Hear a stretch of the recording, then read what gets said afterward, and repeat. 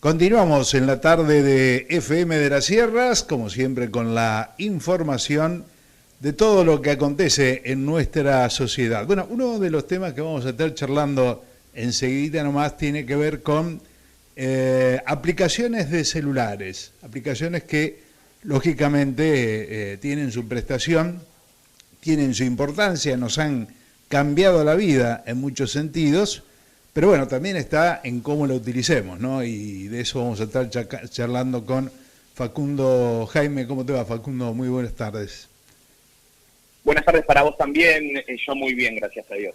Bueno, hablamos de aplicaciones. En este caso vamos a hablar de aplicaciones que habitualmente utilizamos, que no deberíamos utilizar en todos los casos.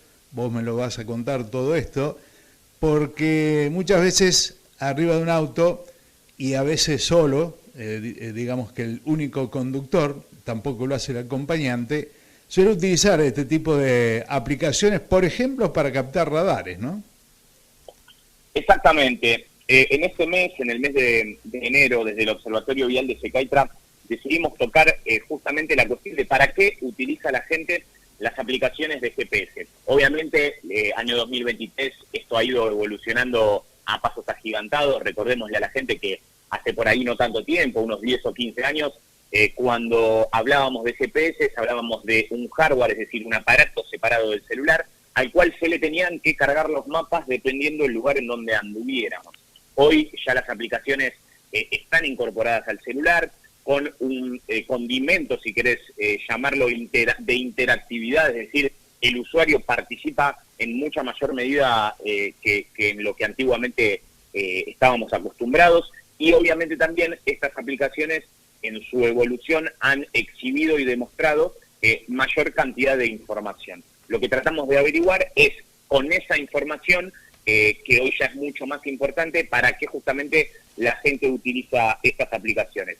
Ya te adelanto que la gran mayoría, casi un 77%, si no me equivoco, manifestó que aún usan estas aplicaciones para la finalidad que fue creada, es decir, para saber cómo llegar del punto A al punto B. Pero hubo un 17% que, como bien decías, manifestó que utiliza estas aplicaciones para saber dónde están las ubicaciones de los cinemómetros o mal llamados radares de velocidad. Lo primero que hay que aclarar con respecto a este tema es que no hay ilegalidad en saber las ubicaciones de los radares. De hecho, en nuestro país es obligatorio en rutas provinciales y en rutas nacionales la señalización de los mismos. Lo que hay que dejar claro y erradicar y condenar es al usuario, al conductor, que abusa de estas aplicaciones haciendo lo siguiente.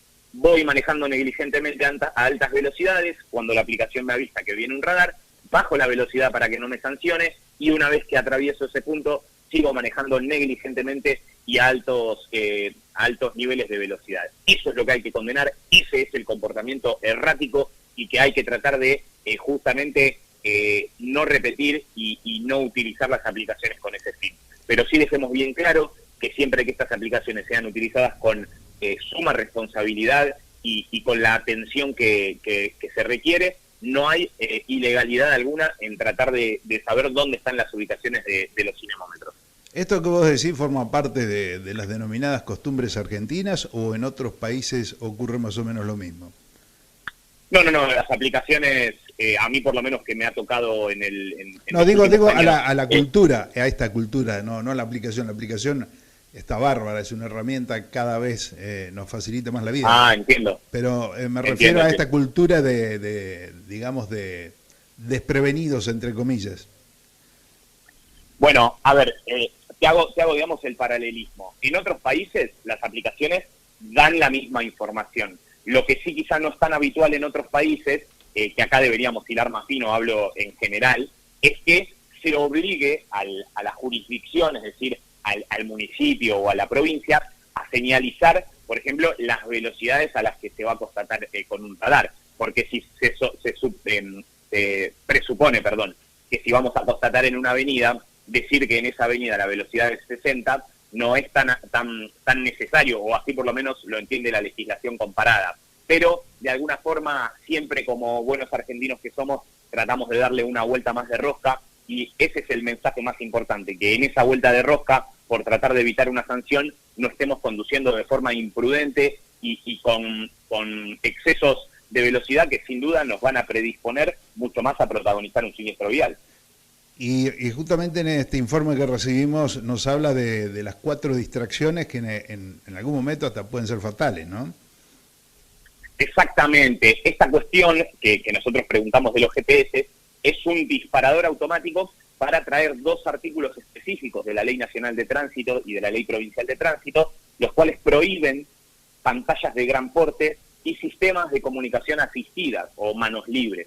¿Esto por qué lo traemos a colación? Porque si vamos a hacer un viaje y vamos acompañados, el GPS debe ser manipulado por el copiloto y este debe ser quien deba desviar su atención para poder indicarnos cómo seguir. Ahora, si vamos a viajar solos y necesitamos de la ayuda del GPS, es menester decir que antes de poner el vehículo en marcha ya debo poner la dirección en la aplicación y el celular debe ir en un soporte, porque si no, como bien decías vos, vamos a sufrir muy probablemente 1 o 2 o 3 o las 4 distracciones, que son motoras, es decir, si tengo que sostener el celular y dispongo de una mano menos para la conducción, auditivas y visuales, creo que no hay que explicarlas por las indicaciones del GPS, y por sobre todo cognitivas. Como siempre decimos, la conducción no es otra cosa que una actividad a la cual tenemos que dedicarle nuestros 5 sentidos. Entonces, si a nivel cognitivo estamos muy dispersos manipulando el celular, justo me llegó un mensaje, lo miré, ahí ya es cuando estamos realmente muy predispuestos a sufrir y protagonizar un siniestro, porque claramente no vamos a estar lo dedicados a la conducción que deberíamos estar para hacerlo de forma óptima y evitar cualquier imprevisto que se nos pueda presentar en el camino. En realidad uno dice es una fracción de segundo, pero en esa fracción de segundo se produce la fatalidad muchas veces. Es que la realidad es que esa fracción de segundo, yo para ejemplificarlo voy a hablar de 2 segundos. Supongamos que para desviar la atención y ver el GPS a dónde me está indicando, tengo que desviar la vista 2 segundos del camino. Si yo en esos 2 segundos vengo circulando alrededor de 50 kilómetros por hora, muy probablemente esos 2 segundos representen alrededor de 30 metros. Entonces, imagínese uno lo que en 30 metros no estoy prestando atención al camino, que mi visión o mis 5 sentidos no están dedicados durante 30 metros. Imagínese lo que puede pasar. Puede atravesarse una persona, un animal, puedo tratar de recibir señales sonoras para evitar un siniestro. Son un sinnúmero de cuestiones las que en 2 segundos pueden pasar, entonces hay que estar bien concentrados y bien atentos a que justamente ese mínimo desvío, que en tiempo por ahí no significa nada, cuando vamos lanzados en velocidad, a velocidades precautorias, aún así son muchos metros sin prestar atención al camino. Es muy importante que Secaitra continúe trabajando en todo esto, tratando de generar conciencia, que quizá a lo mejor hay muchos que no lo escuchan, pero los que lo escuchan se dan cuenta y saben perfectamente de qué se trata, ¿no? Porque en algún momento quizá lo han vivido, tal vez no a 150 kilómetros de velocidad, pero la mínima distracción se produce a veces yendo lento también, ¿no? No, sin duda. La realidad es que el objetivo primordial de este tipo de informes no deja de ser tratar de llegar al oyente, al radioescucha, y tratar de que en su comodidad, mientras escucha tu programa, tratar de llegarle y ver que autoevalúe cuál es su comportamiento, porque muchas veces, insisto, es el desconocimiento el que se hace presente, y muchas veces no por tratar de tener un accionar doloso, es decir, no por tratar de hacerlo a propósito, muchas veces por el desconocimiento es que la gente este tipo de cuestiones las pasa por alto. Entonces, nuestro objetivo es comentarlo, tratar de hacernos oír, de que la gente sepa que cuando hay cosas que están permitidas y cosas que no dentro de la ley de tránsito, por lo menos, no son por cuestiones caprichosas de los legisladores, sino que tienen que ver directamente con el cuidado de la vida de los propios y de los ajenos también, obvio. Facundo, te agradecemos una vez más tu atención. Bueno, seguramente te vamos a volver a molestar. No es molestia, por favor, gracias a vos como a tu producción que siempre tan bien me han tratado, y seguramente estaremos hablando en las próximas semanas con algún otro informe. Muy amable, hasta la próxima. Saludo grande. Muy bien, la palabra entonces de Facundo Jaime de Secaitra, aquí en la tarde de FM de la Sierra.